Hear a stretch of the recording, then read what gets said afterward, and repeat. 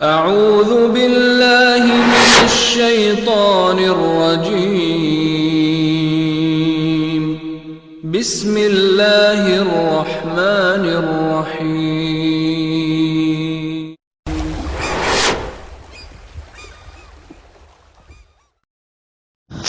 يا أيها الذين آمنوا إذا نودي للصلاة من يوم الجمعة فاسعوا إلى ذكر الله وذروا البيع ذلكم خير لكم إن كنتم تعلمون.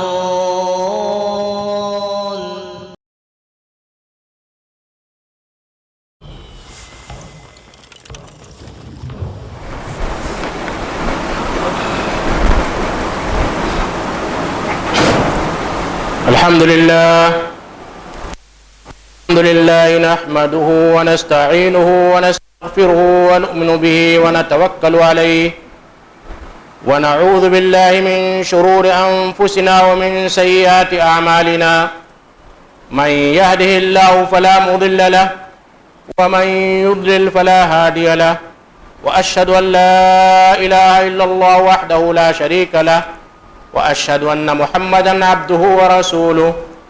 أعوذ بالله السميع العليم من الشيطان الرجيم. بسم الله الرحمن الرحيم. يا أيها الذين آمنوا اتقوا الله حق تقاته ولا تموتن إلا وأنتم مسلمون.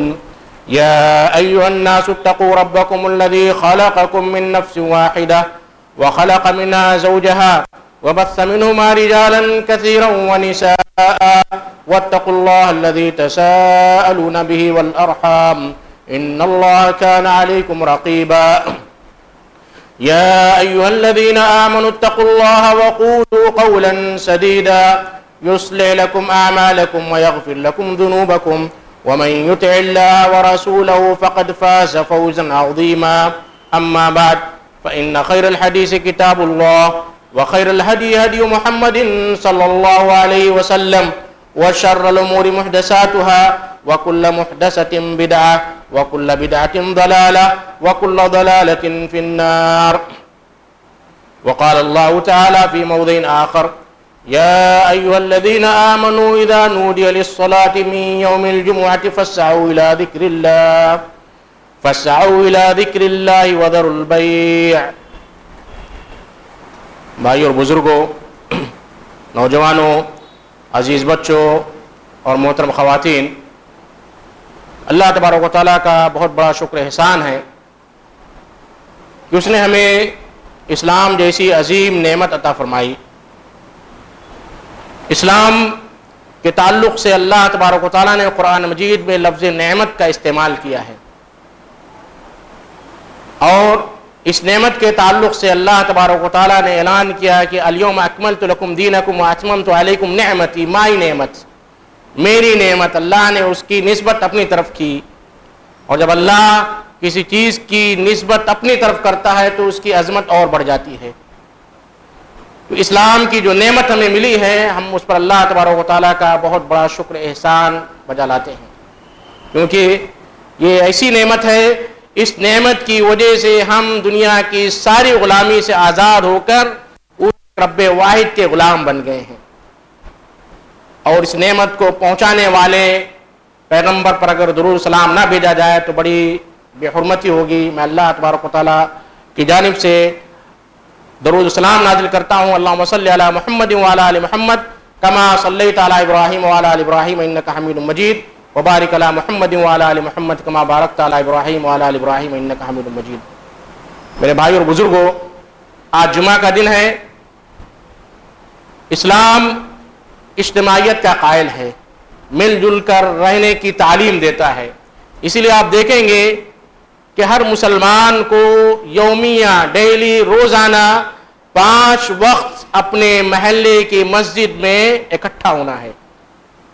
صلاۃ الجماع کے نام سے، جماعت کے ساتھ نماز ادا کرنے کے نام سے ہر محلے کے مسلمان کو جو اسلام کا دعویٰ کرتے ہیں انہیں محلے کی مسجد میں 5 مرتبہ حاضری دینا ہے.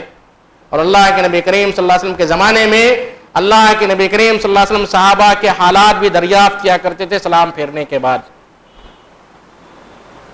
اسلام نے اس 5 وقتہ نماز کی اجتماعیت سے زیادہ سالانہ اجتماع کو بھی جو ہے واجب قرار دیا ہے، جو عیدین کے نام سے جانا جاتا ہے.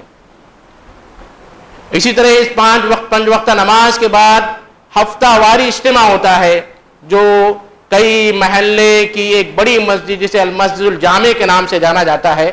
اگرچہ کہ آج کے دور میں شہروں اور آبادیوں کی وجہ سے المسجد الجامع جمعہ مسجد کا تصور فوت ہو چکا ہے.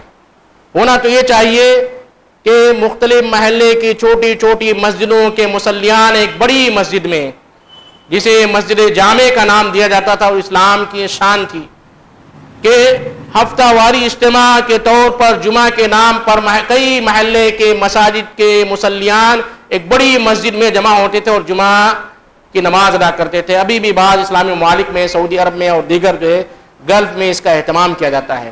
چونکہ ہندوستان میں آبادیوں کی وجہ سے بہت ساری اسلامی چیزیں ہمارے ذہنوں سے مفقود ہوتی جا رہی ہیں، اس لیے میں نے ضروری سمجھا کہ اس کی طرف آپ کی یاد دہانی کرا دوں. اس کے بعد ایک سالانہ اجتماع ہوتا ہے. پورے شہر کے لوگ، اسلام کا اجتماعیت کا تصور دیکھیے کہ پورے شہر کے لوگ چونکہ کسی مسجد جامع میں جامع مسجد میں اکٹھا نہیں ہو سکتے ہیں، اس لیے شہر کے باہر جسے عیدگاہ اور شریعت کے اسلام میں جسے مصلی کہا جاتا ہے، سارے لوگ اس مصلی میں جمع ہوں اور عید کی 2 رکعت نماز ادا کریں. یہ سالانہ اجتماع ہے. پھر اللہ تبارک و تعالیٰ نے اسلام کی اجتماعیت برقرار رکھنے کے لیے ساری دنیا کے مسلمان کا اجتماع مکہ میں قرار دیا، جسے حج کے نام سے ہم جانتے ہیں. یہ تمہید اس لیے میں آپ کے سامنے رکھ رہا ہوں کہ ایک مسلمان کو دوسرے مسلمان کے ساتھ مل جل کر اجتماعیت کا مظاہرہ کرنا چاہیے، آپس میں اختلاف سے بچنا چاہیے. اللہ کے نبی کریم صلی اللہ علیہ وسلم نے نمازوں کی صفوں میں مل کر کھڑا رہنے کا حکم دیا اور فرمایا کہ لا تختلفوا، آپس میں اختلاف نہ کرو، صفوں کے درمیان کوئی جگہ نہ چھوڑو، اللہ تمہارے دلوں میں بھی اختلاف نہ ڈال دے. تو جمعہ بھی جو لفظ جمعہ ہے جس کے معنی ہوتے ہیں اکٹھا ہونا، اس لیے اللہ کے نبی کریم صلی اللہ علیہ وسلم کی کتب حدیث میں آپ محدثین کی کتابوں کا مطالعہ کیجئے، جمعہ کے تعلق سے بہت وسیع احکام بیان کیے گئے ہیں. ایک جمعہ کے خطبے میں ان سارے احکامات کا ذکر کرنا محال ہے. پھر بھی چند باتیں انشاءاللہ میں اللہ تبارک و تعالیٰ کی مدد سے آپ کے سامنے ذکر کروں گا. اللہ سے دعا ہے کہ اللہ تبارک و تعالیٰ مجھے کہنے اور اس پر عمل کرنے اور آپ کو سننے اور اس پر عمل کرنے کی توفیق عطا فرمائے. سب سے پہلی چیز جو جمعہ کی فضیلت کے تعلق سے بڑی پیاری حدیث اللہ کے نبی کریم صلی اللہ علیہ وسلم سے آتی ہے. آپ فرماتے ہیں، ابو لبابہ بن عبد المنذر رضی اللہ تعالیٰ عنہ اس حدیث کے راوی ہیں، آپ فرماتے ہیں ان یوم الجمعۃ سید الایام واعظم عند اللہ وهو اعظم عند اللہ من یوم الاضحى ویوم الفطر فی 5 خصال. سن لیجیے، اللہ کے نبی کریم صلی اللہ علیہ وسلم کہتے ہیں کہ جمعہ کا دن یہ سارے دنوں کا سردار ہے، سید ہے اور اللہ کے نزدیک بڑا عظیم ہے. وَأَعْظَمِهَا عِنْدَ اللَّهِ وَهُوَ أَعْظَمُ عِنْدَ اللَّهِ مِنْ يَوْمِ الْأَضْحَى وَيَوْمِ الْفِطْرِ. جمعہ کا دن عید الفطر اور عید الاضحیٰ کے دن سے افضل ہے. جمعہ کا دن عید الفطر اور عید الاضحیٰ کے دن سے افضل ہے. اس دن میں 5 جو ہے صفات پائی جاتی ہیں. خلق اللہ فی آدم، اللہ نے جمعہ کے دن آدم علیہ السلام کو پیدا کیا. وَأَهْبَطَ اللَّهُ فِي آدَمَ إِلَى الْأَرْضِ، اسی دن اللہ تبارک و تعالیٰ نے آدم علیہ السلام کو آسمان سے دنیا پر نازل فرمایا. وَفِيهِ تَوَفَّى اللَّهُ آدَمَ، اسی دن اللہ تبارک و تعالیٰ نے آدم علیہ السلام کی وفات دی. وَفِي سَاعَةٌ لَا يَسْأَلُ اللَّهُ فِيهَا شَيْئًا إِلَّا آتَاهُ، اور اسی دن اسی جمعہ کے دن ایک ایسی گھڑی آتی ہے کو پالے اللہ سے دعا کرتے ہوئے اللہ تبارک و تعالیٰ اس کی دعا کو قبول کر لیتا ہے جب تک کہ وہ بندہ کسی حرام چیز کی دعا نہ کرے. وَفِيهِ تَقُومُ السَّاعَةُ، اور جمعہ کے دن ہی قیامت قائم ہوگی. اللہ کے نبی کریم صلی اللہ علیہ وسلم فرماتے ہیں مَا مِن مَلَكٍ مُقَرَّبٍ ولا سماء ولا ارض ولا ریاح ولا جبال ولا الا وهن يشفقن من يوم الجمعہ. اللہ کے مقرب فرشتے، زمین و آسمان، اسی طرح سمندر، ہوائیں جمعہ کے دن قیامت کے قائم ہونے سے ڈرتی رہتی ہیں. اس حدیث میں ایک بڑی اہم بات اللہ کے نبی کریم صلی اللہ علیہ وسلم نے فرمائی ہے. یہ حدیث اس حدیث کو ابن حبان نے کیا ہے اور شیخ البانی نے اس حدیث کو صحیح قرار دیا ہے. اس میں ہمیں ایک بات معلوم ہوتی ہے کہ جمعہ کا دن یہ عید الاضحیٰ اور عید الفطر سے افضل ہے. یہ بات مد نظر رکھیے. بار بار میں اس کو یاد دہانی اس لیے کرا رہا ہوں کہ ہمیں جمعہ کی نماز کی تیاری کے لیے عید الاضحیٰ اور فطر سے زیادہ اہمیت دینی چاہیے. کیا ہم مسلمان، کیا ہمارے بھائی جمعہ کے دن کی اہمیت اپنے سے ہی رکھتے ہیں جیسے عید الفطر اور عید الاضحیٰ ہے؟ ذرا جائزہ لیجئے. عید الفطر اور عید الاضحیٰ کے لیے ہم 1 مہینہ سے تیاری کرتے ہیں، قربانی کا جانور لاتے ہیں، پالتے ہیں، اسے ٹہلاتے ہیں، گھماتے ہیں اور جو اسے مزہ حاصل کرتے ہیں، پھر اسے ذبح کرتے ہیں. جمعہ کے تعلق سے کیا ہم صبح سے جمعہ کے جو احکامات اللہ کے نبی کریم صلی اللہ علیہ وسلم نے بیان فرمایا ہے کہ جمعہ کے دن صبح سویرے غسل کرنا چاہیے، اگر اس کے پاس خوشبو استعمال کرنا چاہیے، مسواک استعمال کرنا چاہیے، بہترین کپڑا اللہ نے جسے میسر کیا اسے پہننا چاہیے اور جمعہ کے لیے پہلی ساعت میں مسجد میں حاضری دینا چاہیے. اللہ کے نبی کریم صلی اللہ علیہ وسلم کی بڑی پیاری حدیث ہے، اذا کان یوم الجمعہ، جب جمعہ کا دن ہوتا ہے تو فرشتے آتے ہیں مسجد کے دروازے پہ، یجلسون علی باب المسجد یکتبون الاول فالاول، وہ لسٹ بناتے ہیں، حاضری لیتے ہیں، فرسٹ سیکنڈ تھرڈ لکھتے ہیں، یکتبون الاول فالاول، ترتیب سے نام کا اندراج کرتے ہیں. اور جب امام منبر پر بیٹھ جاتا ہے وہ اپنا دفتر تو اس صحف وہ رجسٹر لپیٹ دیتے ہیں اور امام کا خطبہ سننے کے لیے بیٹھ جاتے ہیں. اس حدیث سے ایک بہت اہم بات ہمیں معلوم ہوتی ہے کہ اگر جمعہ کی نماز کی فضیلت حاصل کرنی ہے تو ہمیں جمعہ کی اذان سے پہلے مسجد میں حاضری دینا ضروری ہے. اس لیے قرآن مجید میں اللہ تبارک و تعالیٰ نے سورۃ الجمعہ میں فرمایا، یا ایھا الذین آمنوا اذا نودی للصلاۃ من یوم الجمعہ، اے ایمان والو جب جمعہ کے دن اذان دے دی جائے، فاسعوا الی ذکر اللہ، قرآن کے الفاظ ہیں جلدی کرتے ہوئے اللہ کے ذکر کی طرف چلے آؤ، دوڑتے ہوئے، تیزی سے، اسپیڈ کے ساتھ، تیزی سے. وذروا البیع، اور خرید و فروخت، ٹرانزیکشن، لین دین چھوڑ دو. اس آیت کی تفسیر میں مفسرین لکھتے ہیں کہ اگر کوئی شخص جمعہ کی اذان کے بعد اپنی دکان کھولتا ہے، اس میں خرید و فروخت کرتا ہے تو اس کی وہ آمدنی اس کے لیے حرام ہے. اگر جمعہ کی اذان کے بعد کوئی شخص کوئی اسلامی کام بھی، نکاح انجام دے رہا ہے، جمعہ کی اذان ہو رہی ہے، آپ جو پرپوزل کر رہے ہیں، آپ نکاح کے تعلق سے باتیں کر رہے ہیں، یا اگر اس وقت نکاح بھی ہو رہا ہے تو نکاح بھی ویلڈ نہیں ہوتا ہے. یہ ہے جمعہ کی اہمیت. محدثین میں بہت ساری جمعہ کے تعلق سے حدیثیں بیان کی ہیں. میں ایک حدیث ذکر کر کے آگے بڑھنا چاہتا ہوں. فَسَعُوا إِلَىٰ ذِكْرِ اللَّهِ، اللہ کے ذکر کی طرف تیزی سے چلے آؤ. جمعہ کے خطبے کو اللہ تبارک و تعالیٰ نے اللہ کے ذکر سے تعبیر کیا ہے. اور یہ خطبہ، اس خطبے کی اہمیت ایسی ہے، ایک حدیث آتی، ابی بن کعب رضی اللہ تعالیٰ عنہ فرماتے ہیں کہ اللہ کے نبی کریم صلی اللہ علیہ وسلم خطبہ دے رہے تھے. خطبے میں آپ نے سورۃ الملک کی تلاوت کی. آپ کو معلوم ہے کہ ابی بن کعب رضی اللہ تعالیٰ عنہ مفسر قرآن تھے.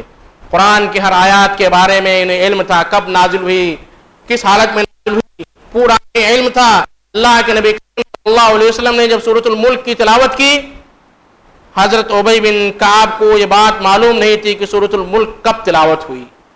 انہوں نے اپنے بازو بیٹھے ہوئے صحابی حضرت ابو ذر رضی اللہ تعالیٰ عنہ سے پوچھا کہ ابو ذر، یہ سورۃ الملک کب نازل ہوئی؟ خطبے کے دوران ابو ذر رضی اللہ تعالیٰ عنہ ناراض ہو گئے اور فرمایا کہ تمہیں جمعہ کے خطبے سے وہی حاصل ہوا جو تم نے سوال کیا. جمعہ کی نماز ختم ہو گئی. ختم ہونے کے بعد ابی بن کعب رضی اللہ تعالیٰ عنہ نبی کریم صلی اللہ علیہ وسلم کے پاس گئے اور فرمایا کہ اللہ کے رسول، میں نے جمعہ کے خطبے میں ایک آیت کے بارے میں سوال کیا. آیت کے بارے میں سوال کرنا ناجائز نہیں، کوئی غلط نہیں، علم ہے. یہ آیت کم نازل ہوئی، اس کی تفسیر کیا، اس کا معنی کیا ہے. میں نے بظاہر کوئی غلط کام نہیں کیا. اور حضرت ابو ذر رضی اللہ تعالیٰ عنہ کہتے ہیں کہ تمہیں جمعہ میں کچھ بھی حاصل نہیں ہوا. اللہ کے نبی کریم صلی اللہ علیہ وسلم نے فرمایا صدق ابو ذر، ابو ذر نے سچ کہا. اور اللہ کے نبی کریم صلی اللہ علیہ وسلم کے ایک دوسری حدیث آتی ہے، من قال لأخیہ صح فقد لغا ومن لغا فلا جمعۃ لہ.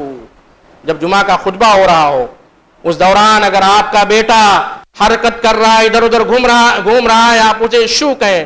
حدیث کے الفاظ ہے من قال لأخیہ صح، جس نے اپنے بھائی سے شو کہا، جیسے ہم بچے کو جو ہے تنبیہ کرتے ہیں، بچہ مستی کرتا ہے، فقد لغا، تو اس نے لغو کام کیا، لغو بات کی. ومن لغا فلا جمعۃ لہ، اور جس نے لغو بات کی اس کا جمعہ نہیں ہے. ایک دوسری بڑی پیاری حدیث اللہ کے نبی کریم صلی اللہ علیہ وسلم سے آتی ہے. میرے بھائیو، اللہ کے نبی کریم صلی اللہ علیہ وسلم اس دنیا سے رخصت ہوئے اور امت مسلمہ کو ہر قسم کی ہدایت دے دیے. اب کسی نئی ہدایت کی ضرورت نہیں ہے، کسی نئے عمل کی ضرورت نہیں ہے کہ جمعہ کی فضیلت کے تعلق سے ہم من گھڑت قصے بیان کریں کہ ایک شخص جمعہ کی نماز، جمعہ کے خطبے میں سو رہا تھا، اللہ نے اس پر عذاب نازل کر دیا اور وہ شخص جو ہے چپکلی بن گیا، اور چپکلی بن گئی. اس قسم کے جو قصے کہانیاں بیان کی جاتے ہیں، اس کی ضرورت نہیں ہے. بڑی پیاری حدیثیں اللہ کے نبی کریم صلی اللہ علیہ وسلم نے وفات سے پہلے بیان کر دی. جس نے اپنے بھائی سے کہا انصت، من قال لاخی انصت، جس نے اپنے بھائی سے کہا چپ رہو، انصت، انصت کے معنی ہوتے ہیں سائلنٹ پلیز، برائے مہربانی آپ چپ رہیے. فقط لغا، اس نے لغو بات کی. ومن لغا فلا جمعۃ لہ، اور اس نے لغو بات کی اس کا جمعہ نہیں. میرے بھائیوں، آج ہم اپنی زندگیوں کا جائزہ لیں کہ ہم جمعہ کی نماز کے لیے آتے ہیں. اتنے بڑے بزنس مین ہیں کہ اپنے موبائل کو سوئچ آف بھی نہیں کر سکتے ہیں، اور سائلنٹ موڈ پر بہت سارے بھائی رکھتے ہیں الحمدللہ. کچھ بھائی تو بھول جاتے ہیں اور خطبے کے دوران جو وائبریٹ ہوتا ہے ہم اسے نکالتے ہیں. اس کے تعلق سے اللہ کے نبی کریم صلی اللہ علیہ وسلم کی حدیث ہے، ومن مس الحصى فقد لغا، جس نے خطبے کے دوران ایک پتھر کو چھو لیا، ہٹا دیا، اس نے بھی لغو بات کی. تو کیا ہمارا موبائل وائبریٹ ہوتا ہے، ہم اسے دیکھتے ہیں، بند کرتے ہیں، یا اس کے تعلق سے ہم بے چینی محسوس ہوتی ہے؟ تو کیا جمعہ کے خطبے میں خلل واقع ہوتا ہے یا نہیں؟ اور جو حدیث میں نے آپ کے سامنے بیان کی کی شرح میں کہ جو اللہ کے نبی کریم صلی اللہ علیہ وسلم نے فرمایا کہ جمعہ کا دن عید الاضحیٰ اور عید الفطر سے افضل ہے. اس کی شرح میں محدثین لکھتے ہیں کہ عید الفطر اور عید الاضحیٰ کی نماز کے تعلق سے مختلف اقوال ہیں کہ عید الاضحیٰ اور عید الفطر کی نماز سنت مؤکدہ ہے یا واجب ہے یا فرض ہے. لیکن جمعہ کی نماز کے تعلق سے، جمعہ کی جو 2 رکعت ہے اس کے تعلق سے کسی کا بھی اختلاف نہیں کہ 2 رکعت ہر مسلمان پر فرض، سوائے 4 قسم کے لوگ جو مسافر ہوں، بچہ ہو یا جو ہے عورت ہو، ان کے علاوہ باقی سارے لوگوں پر جمعہ کی نماز فرض ہے. اس میں کسی کا اختلاف نہیں ہے. اس سے بھی یہ بات معلوم ہوتی ہے کہ جمعہ کا دن عید الاضحیٰ اور عید الفطر سے افضل ہے. دوسری دلیل جس سے معلوم ہوتا ہے کہ جمعہ عید الاضحیٰ اور عید الفطر سے افضل ہے، عید الفطر اور عید الاضحیٰ کا خطبہ سننا جمعہ کے خطبے کی طرح اہم نہیں اور ضروری نہیں ہے. جمعہ کا جو خطبہ ہوتا ہے اس میں بیانی جیسے آپ نماز میں ہوتے ہیں، بیانی اسی طرح آپ بنان، نماز میں ادھر ادھر دیکھنا حرام ہے، لیکن خطبے کے آپ ادھر ادھر دیکھ سکتے ہیں، ٹیک لگا سکتے ہیں، پیر پھیلا کر بیٹھ سکتے ہیں. یہ چند فرق ہی جمعہ کے خطبے کے تعلق سے ہیں. باقی سارے احکام جیسے آپ نماز میں ہیں اسی طرح امام کے خطبہ سننے تک کے لیے. میں سے ایک بڑا حکم اللہ کے نبی کریم صلی اللہ علیہ وسلم نے بیان فرمایا. آپ خطبہ دے رہے تھے، ایک شخص تاخیر سے آیا جن کا نام بعد سلیق الغطفانی ہے. وہ مسجد میں داخل ہوئے اور وہ بیٹھ گئے. اللہ کے نبی کریم صلی اللہ علیہ وسلم نے انہیں فرمایا کہ اے سلیق قم فرکع رکعتین، اے سلیق کھڑے ہو جاؤ، 2 رکعت پڑھو، اور دونوں رکعتیں ہلکی پھلکی پڑھو. مسجد میں بیٹھنے کے جو احکامات ہیں آپ مسجد میں جو آرام کرنے آتے ہیں یا آپ تھک گئے مسجد میں بیٹھنا چاہتے ہیں تو اس کے تعلق سے تحیۃ المسجد جو 2 رکعت اللہ کے نبی کریم صلی اللہ علیہ وسلم سے سنت یا بعض محدثین کے نزدیک واجب، بہرحال اس بحث میں نہ پڑتے ہوئے مسجد کا حق ادا کرتے خواب جمعہ کے خطبے کے دوران آئیں، آپ 2 ہلکی پھلکی نماز پڑھ لیں، اس کے بعد آپ بیٹھ جائیں۔ میرے بھائیوں، جمعہ کے تعلق سے بہت سارے احکامات ہیں۔ اللہ کے نبی کریم صلی اللہ علیہ وسلم نے جمعہ کے تعلق سے فرمایا لَيَنْتَهِيَنَّ أَقْوَامٌ عَنْ وَدَهِمُ الْجُمُعَاتِ أَوْ لَيَخْتِمَنَّ اللَّهُ عَلَىٰ قُلُوبِهِمْ ثُمَّ لَيَكُونَنَّ مِنَ الْغَافِلِينَ۔ اس حدیث کو امام مسلم نے روایت کیا ہے۔ اللہ کے نبی کریم صلی اللہ علیہ وسلم فرماتے ہیں کہ ان لوگوں کو جمعہ چھوڑ دینے سے باز آ جانا چاہیے۔ جو لوگ جمعہ چھوڑتے ہیں انہیں جمعہ چھوڑنے سے بچنا چاہیے، ورنہ اللہ تبارک و تعالیٰ ان کے دلوں پر مہر لگا دے گا، پھر وہ غافلین میں سے ہو جائیں گے، حق بات سمجھ میں نہیں آئے گی، حق کی روشنی دلوں میں داخل نہیں ہوگی۔ اس لیے جمعہ کے تعلق سے بڑا احتیاط ہمیں کرنا چاہیے کہ جمعہ کا جو ہے ہمیں فوت ہو۔ اس لیے اللہ کے نبی کریم صلی اللہ علیہ وسلم کی ایک دوسری حدیث آتی ہے لَقَدْ هَمَمْتُ أَنْ آمُرَ رَجُلًا يُصَلِّي بِالنَّاسِ وَأُفَرِّقُ عَلَىٰ رِجَالٍ بُيُوتَهُمْ خلفون عن الجمعۃ۔ میرا ارادہ ہوتا ہے، میں سوچتا ہوں، میں نے ارادہ کیا کہ کسی شخص کو اپنی جگہ امام بنا دوں اور نماز پڑھائے۔ محلے میں لوگ جمعہ اور جماعت کو چھوڑ دیتے ہیں ان کے گھر کو جلا دوں۔ اس حدیث کو امام مسلم نے روایت کیا ہے۔ بعض روایتوں میں آتا ہے کہ اللہ کے نبی کریم صلی اللہ علیہ وسلم نے فرمایا کہ مجھے اس بات کا خوف ہے کہ اس گھروں میں عورتیں اور بچے بھی ہوں گے۔ تو جو لوگ جماعت یا جمعہ کی نماز چھوڑ دیتے ہیں، اللہ کے نبی کریم صلی اللہ علیہ وسلم کی اس حدیث کے مطابق ان کا عذاب، ان کی سزا یہ ہے کہ انہیں ان کے گھروں کے ساتھ جلا دیا جائے۔ اتنی سخت وعید جمعہ کے چھوڑنے کے تعلق ہے۔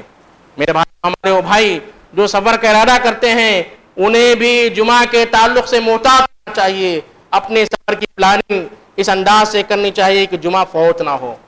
آج وسائل سفر بہت مہیا، بہت آسان ہیں، ضروری نہیں ہے بوجھ مجبوری آپ جمعہ ترک کر کے سفر کیجئے، لیکن اگر اس بات کا احتمال ہو کہ آپ جمعہ بھی پالیں اور اس کے بعد سفر کے لیے نکلیں تو زیادہ بہتر ہے۔ اس لیے کہ جمعہ کا چھوڑنا، اگر 3 جمعہ کوئی شخص، ایک حدیث میں آتا ہے کہ جس نے 3 جمعہ جان بوجھ کر سستی سے چھوڑ دیا، اللہ اس کے دل پر مہر ڈال دیتا ہے۔ جمعہ کے احکام کے تعلق سے آپ کو بہت احتیاط کرنا چاہیے۔ اللہ کے نبی کریم صلی اللہ علیہ وسلم نے جمعہ کے تعلق سے فرمایا کہ 3 قسم کے لوگ جمعہ میں آتے ہیں، 3 قسم کے لوگ جمعہ میں آتے ہیں۔ اب آپ جائزہ لیجئے کہ آپ کس قسم میں سے ہیں۔ یحضر الجمعۃ 3 نفر، 3 قسم کے لوگ۔ رجل حضرها وهو يلغو وهو حظه منها، ایک قسم کے لوگ ایسے ہیں، ایک شخص ایسا ہے جو جمعہ کی نماز کے لیے تو آتا ہے، وہ یلغو ٹائم پاس کرتا ہے، لغو بات کرتا ہے، فین دیکھتا ہے، اسی دیکھتا ہے، ادھر ادھر جو ہے نظارے کرتا ہے، کون کیسا بیٹھا ہے، یہ ساری لغو باتوں میں مشغول رہتا ہے۔ وہ ہاں اسے وہ مل جاتا ہے آرام کے لیے ٹائم پاس کرنے کے لیے آیا، گھر میں بیوی کہے گی جمعہ کی نماز نہیں پڑھ رہا اس لیے آیا، محلے کے لوگ تانا کشی کریں گے اس لیے، تانا زنی کریں گے اس لیے آیا، وہ ان چیزوں کو پا لیا۔ یہ ایک قسم ہے۔ اللہ سے دعا ہے کہ اللہ تبارک و تعالی ہمیں اس قسم میں نہ رکھے۔ دوسرا، ورجل حضر وهو يدعو فورجل دعا الله عز وجل ان شاء آتاه وان شاء منعه۔ دوسری قسم ان لوگوں کی ہے جو جمعہ کے لیے اس لیے آتے ہیں، پریشان حال ہے، نوکری نہیں ہے، بچے بیمار ہیں، ان کے کوئی رشتہ دار بیمار ہیں، جن کے تعلق سے دعا کی درخواست کے لیے مسجد میں آ رہے ہیں۔ یہ بھی ایک قسم ہے کہ ہم کسی پریشانی میں مبتلا ہیں، چلو اللہ سے دعا مانگیں گے، یہ بھی ایک قسم ہے۔ اللہ کے نبی کریم صلی اللہ علیہ وسلم فرماتے ہیں فَهُوَ رَجُلٌ، وہ ایسا شخص ہے جس نے اللہ سے دعا کی، اللہ سے مانگا، اللہ سے گڑگڑایا، اللہ سے رویا، اگر اللہ چاہے گا تو اسے دے دے گا، وَإِنْ شَاءَ مَنَعَهُ، اور اگر چاہے گا تو اللہ تعالیٰ نہیں دے گا۔ اور تیسرا ورجل حضرها بانصات وسکون. تیسری قسم، اور اللہ سے دعا ہے کہ اللہ ہمیں اسی تیسری قسم میں جو شامل فرما. حضرها بانصات وسکوت، نماز کے لیے آیا خاموشی کے ساتھ، بغیر جو ہے چلائے ہوئے، بغیر شور غل کرتے ہوئے.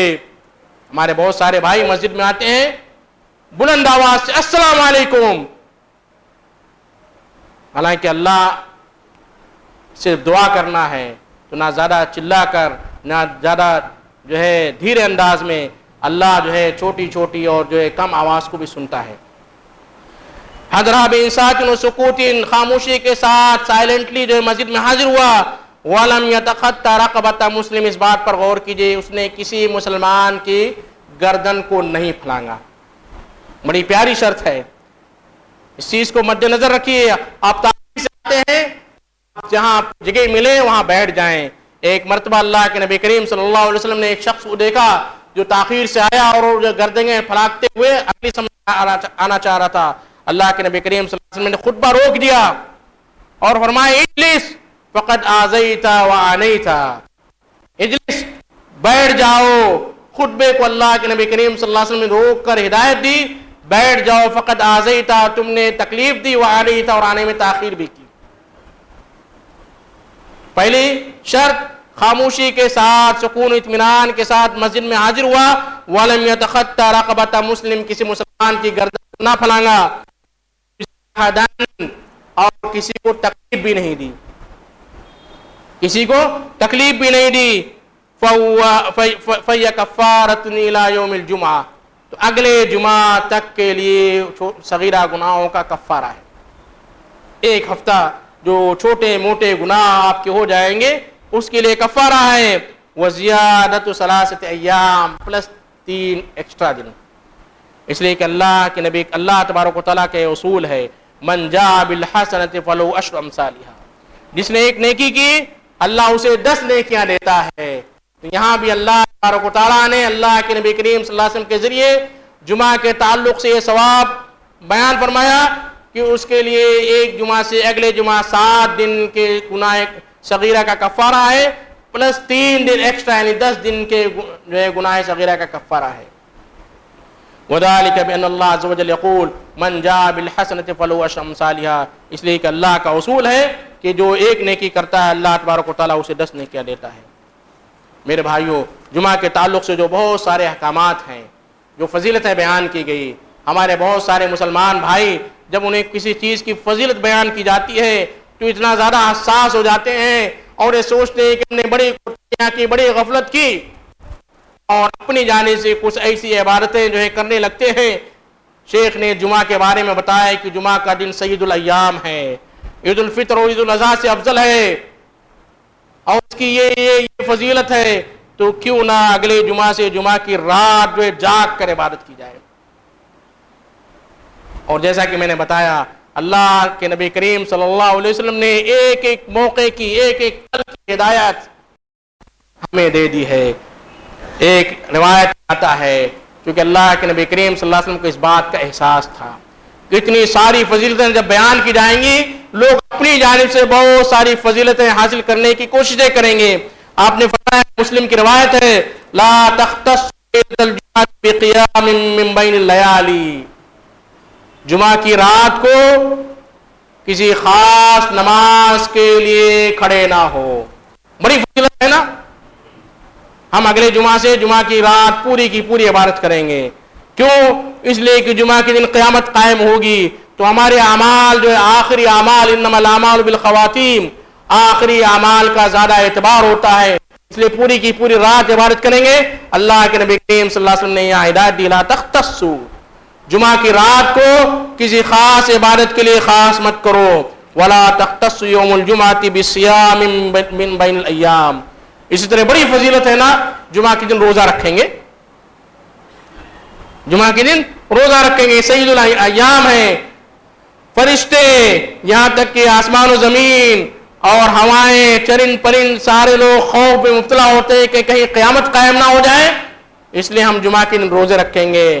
میرے بھائیو، اللہ کے نبی کریم صلی اللہ علیہ وسلم نے اسے حرام قرار دیا. الا ان یکون صوم احدکم یصومہ، مگر جو ایام 20 کے روزے ہیں، 13 14 15 کے روزے ہیں، یا عاشورہ کا روزہ ہے، یا رمضان کے روزے جمعہ میں آ جاتے ہیں، یا روزے کی قضا آپ کر رہے ہیں، بیچ میں جمعہ آ گیا تو کوئی حرج نہیں ہے. خاص طور پر آپ جمعہ کے لیے کہ جمعہ بڑا عظیم دن ہے اس لیے روزہ رکھیں، جائز نہیں ہے. جمعہ کے دن سورۃ الکہف کی تلاوت کرنی چاہیے. جمعہ کے دن اللہ کے نبی کریم صلی اللہ علیہ وسلم پر کثرت سے درود پڑھنا چاہیے. عمومی طور پر بھی اللہ کے کریم صلی اللہ علیہ وسلم پر درود پڑھنے کے بڑے فضائل ہیں. خود اللہ اور اللہ کے فرشتے اللہ کے نبی کریم صلی اللہ علیہ وسلم پر درود نازل کرتے ہیں، رحمت نازل کرتے ہیں. ان اللہ ملائکۃ یصلون علی النبی. جمعہ کے خصوصاً اللہ کے کریم صلی اللہ علیہ وسلم پر درود پڑھنا چاہیے. اللہ کے نبی کریم صلی اللہ علیہ وسلم فرماتے ہیں من صلی علیہ واحدۃ صلی اللہ علیہ بہا عشرا. جس نے مجھ پر ایک بار درود پڑھا اللہ اس پر 10 بار رحمت نازل فرماتا ہے. میں اللہ کے نبی کریم صلی اللہ علیہ وسلم پر درود بھیج کر اپنے خطبے کو ختم کرنا چاہتا ہوں. اللہم صلی علی محمد وعلی آل محمد کما صلیت علی ابراہیم وعلی آل ابراہیم انک حمید مجید وبارک علی محمد وعلی آل محمد کما بارکت علی ابراہیم وعلی آل ابراہیم انک حمید مجید وآخر دعوانا الحمدللہ رب العالمین.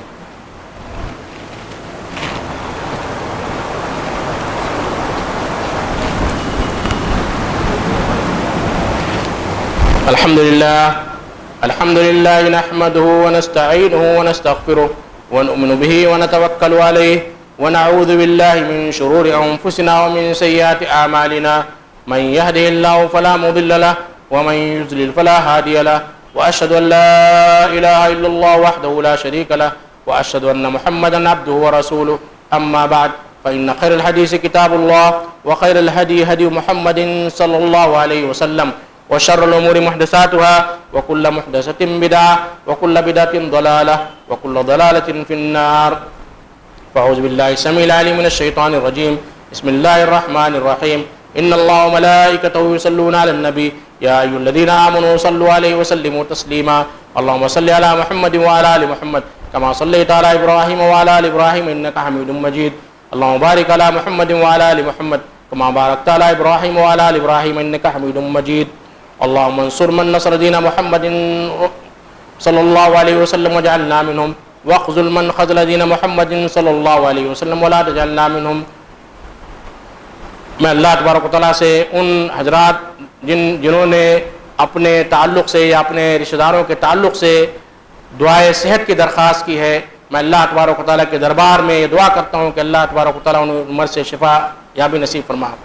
اور ہمارے وہ بھائی جنہوں نے درخواست نہیں بھی کی ہے وہ اگر کسی بیماری میں مبتلا ہیں، چھوٹی بیماری ہو یا بڑی بیماری ہو، اللہ انہیں شفا یا بھی نصیب فرما. اے اللہ مسلمانوں کے سارے حاجات کو مکمل فرما. اے اللہ ہم میں جو پریشان حال ان کی پریشانی کو دور فرما. ہم میں سے جو قرض دار ہیں اللہ ان کے قرضے کو معاف فرما. ان کے قرضے کی حصولی کو دستیابی، اس کے قرضوں کی حصولی کی دستیابی کی صورتیں نازل فرما. ہم میں سے جو پریشان حال ان کی پریشانی کو دور فرما. ہم میں سے جو لوگ بے روزگار ہیں اللہ انہیں روزگار مہیا فرما. ہم میں جو لوگ یتیم ہیں اللہ ان کی کفالت کا انتظام فرما. ہم میں جو لوگ اسلام اور صحیح اسلام سے دور ہیں انہیں اسلام کی صحیح سمجھ عطا فرما. اس لیے کہ اسلام آج سب لوگوں کو حاصل ہے، لیکن صحیح اسلام قرآن حدیث کی روشنی میں جو اسلام مسخ ہو چکا ہے، جو اسلام کی صورت بدل چکی ہے، جو مارکیٹ میں جو اسلام رائج ہے، اے اللہ اس اسلام سے ہمیں بچا اور ہمیں قرآن اور صحیح حدیث کی روشنی میں عمل کرنے والا بنا. اور ہمارا خاتمہ جب ہو تو ہم قرآن اور حدیث پر عمل کرنے والے اور ہماری زبان پر جو ہے کلمہ شہادت جو ہو اشہد اللہ الہ الا اللہ واشہد ان محمد عبدہ ورسولہ وآخر دعوانا الحمدللہ رب العالمین. عباد اللہ رحمنی ورحمکم اللہ. ان اللہ یأمر بالعدل والإحسان وإیتاء ذی القربى وینہی عن الفحشاء والمنکر والبغی یعظکم لعلکم تذکرون. اذکروا اللہ یذکرکم وادعوہ یستجب لکم ولذکر اللہ اکبر واللہ یعلم ما تصنعون.